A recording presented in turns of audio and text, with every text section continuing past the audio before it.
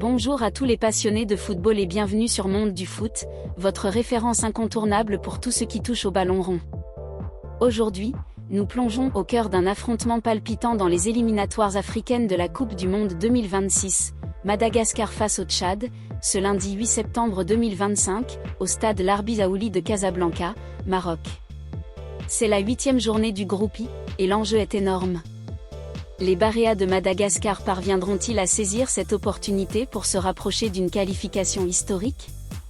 Ou les Sao du Tchad, malgré leur élimination, joueront-ils les troubles fêtes?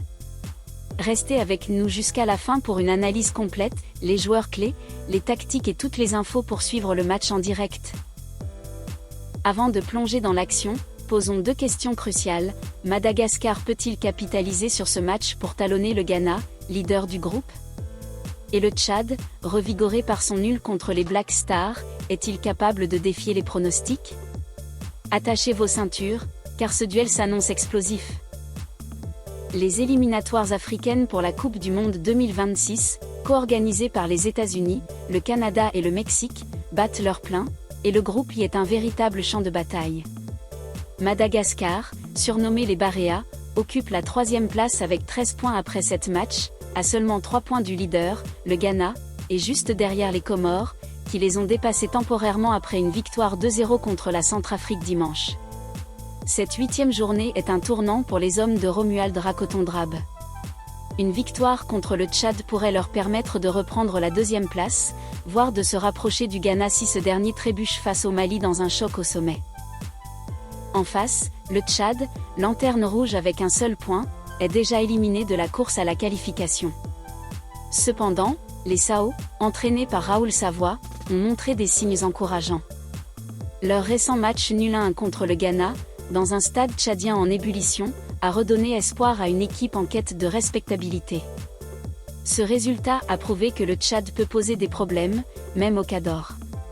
Pour les Sao, ce match est une chance de confirmer leur progrès et de terminer ces éliminatoires la tête haute. Ce duel oppose donc deux dynamiques, Madagascar, en pleine course pour un rêve mondialiste, et le Tchad, motivé par l'honneur et la progression. Mais au-delà des points, ce match est une vitrine pour le football africain, avec ses histoires, ses talents et sa passion. Alors, qui sont les acteurs qui feront vibrer ce choc? Analysons les équipes. Madagascar, les Baréas en mission historique. Madagascar a marqué les esprits ces dernières années, notamment avec son quart de finale à la CAN 2019, une première pour cette nation insulaire. Sous la direction de Romuald Rakotondrab, les Baréas affichent une ambition claire, devenir la première équipe malgache à se qualifier pour une Coupe du Monde. Avec 13 points, leur campagne est solide, portée par une défense robuste et un collectif bien huilé. Cependant, leur manque de précision dans le dernier geste reste un point faible, comme l'ont montré certains matchs serrés. Le joueur à surveiller est Ryan Ravlozon, milieu de terrain d'Auxerre en Ligue 2 française. Sa capacité à dicter le tempo, à casser les lignes et à apporter du leadership sera essentielle. En attaque, Hakim Abdallah, buteur décisif dans ses éliminatoires, devra exploiter sa vitesse pour déstabiliser la défense tchadienne. En défense, Thomas Fontaine, avec son expérience, sera le roc pour contrer les assauts des Sao. Tactiquement, Madagascar privilégie un 4-3-3 fluide, avec un pressing haut pour récupérer le ballon rapidement.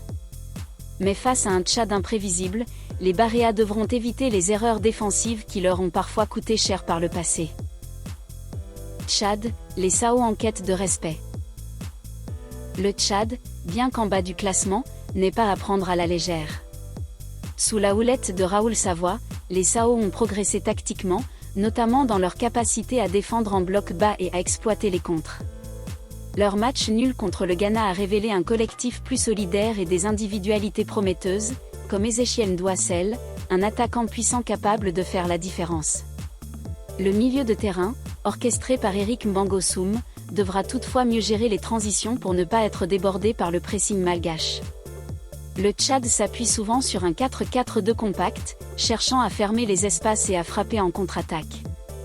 Leur principal défi sera de maintenir cette discipline face à une équipe malgache qui aime dominer la possession.